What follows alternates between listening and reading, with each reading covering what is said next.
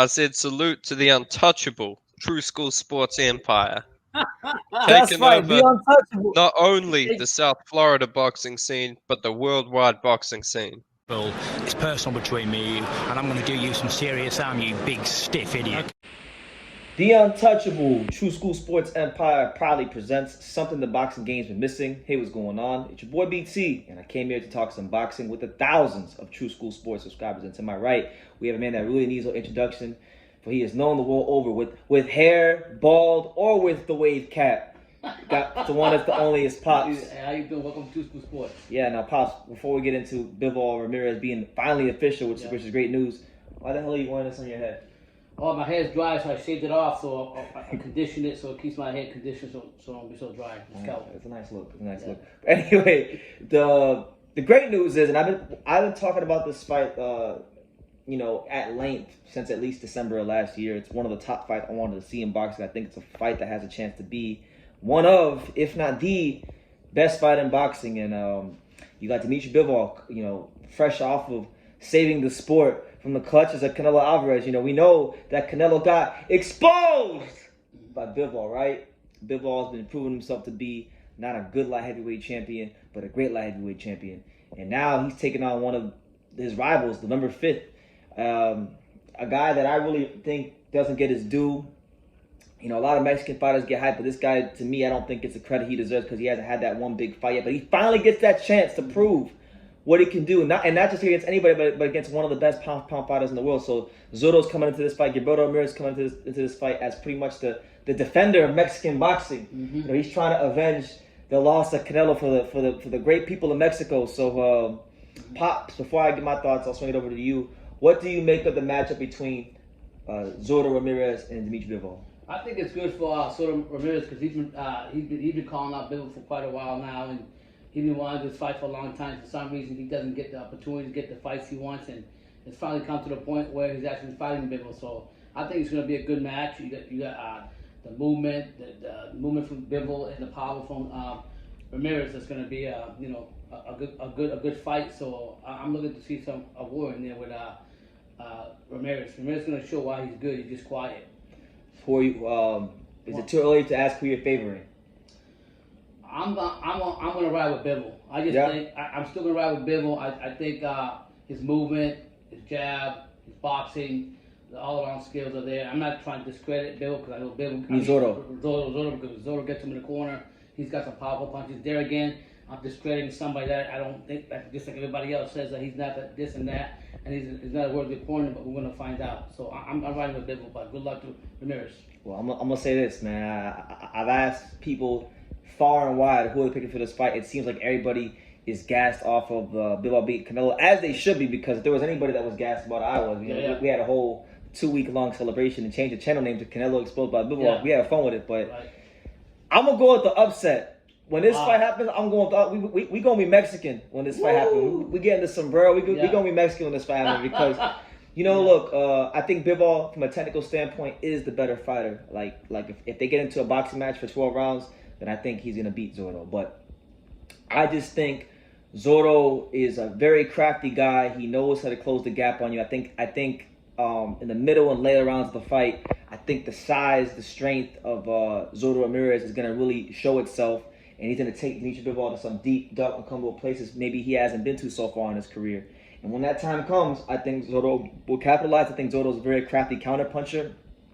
I know, like when he fought Yuniesque Gonzalez and he fought Sullivan Barrett, these guys aren't Bivol. They're not him. But if you look at the way that he beat these guys and in some cases stopped these guys, it wasn't even just because he was big. A lot of it had to do with timing and his craft and just being able to place his shots in the right areas. So it's going to be a challenge, no doubt about it, trying to land like effective hard counter punches against somebody as smart and as intelligent and as well schooled as Dmitry Bivol. But if there was one guy in this division that I think could beat Dmitry Bivol, this is one of my guys right here. Are you saying that if he catches one of his power punches, it could be a good night for Bivol? Counters to the body, things like that. Mm-hmm. He's very good. That's actually one part of his fight game I don't think people talk about enough is the crafty counter punching of Gilberto Ramirez. So listen, we'll see. It's going to be really tested in this fight because Bivol is very good about disrupting the opponent's timing. He's got very quick feet and intelligent feet, so it's not going to be easy. I would say on paper, this is to me is like a 60-40 fight in favor of Bivol. Yeah. But I'm going with the 40. I'm going with Zotto. I believe in Zotto. Yeah, and I think I really believe in him. I think also Zotto's a very quiet guy, kind of one of those silent killers. Yes. I mean, he carries the weapon, the gun on his side, but when he takes them out, it's all fireworks. And people don't give him enough credit, because one thing I would notice about Ramirez, when he pulls the gap on the fighter and gets him by the ropes or by the corner, that's when he starts loading on you. Yeah. And people don't give enough credit to him because they don't see enough of this guy as they should. Yeah. To me, he reminds me of my favorite Mexican singer, Chalino Sanchez. You know. Oh yeah. From a Mexican, Chalino Sanchez. You know, he was a killer. He was a killer, but he didn't speak as if he was a killer. He was a nice guy. You know, but then you know what happened to him later on in his life. If you know, you know. But listen.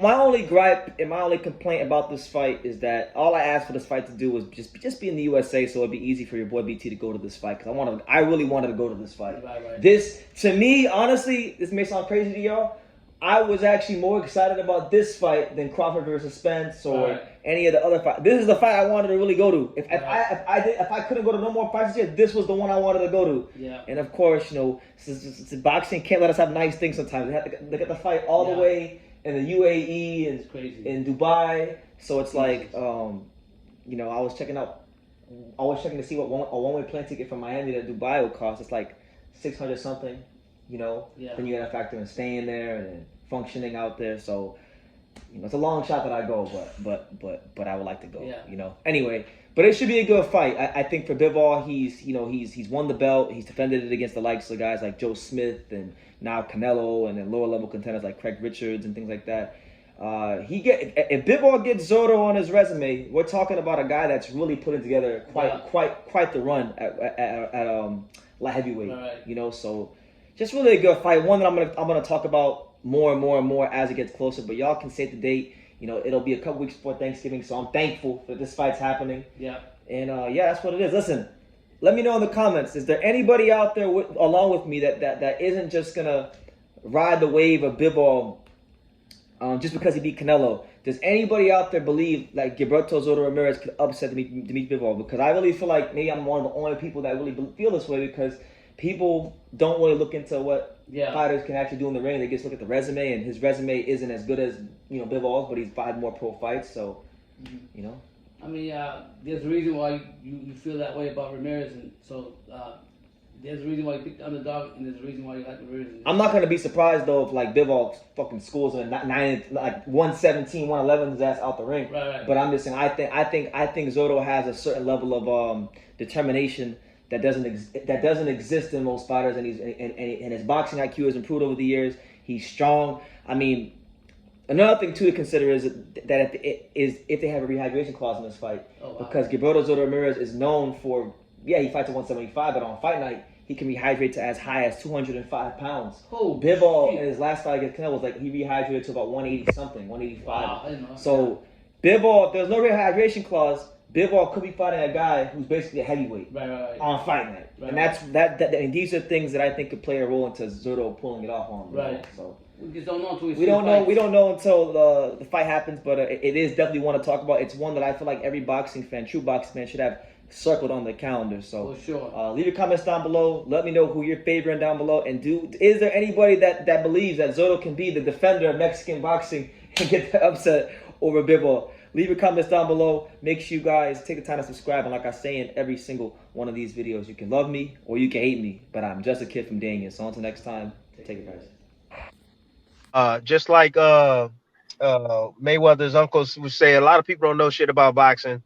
You know, you do. You've done it. Thank you. You about the only smart guy that I know, bro. Nobody knows shit about boxing. I appreciate it, man. I want to say, man, make sure to follow True School Sports, always covering boxing at the highest level, man, and make sure to subscribe to his YouTube channel. Follow him on Instagram at Just a Kid from Dania as well. He the plug.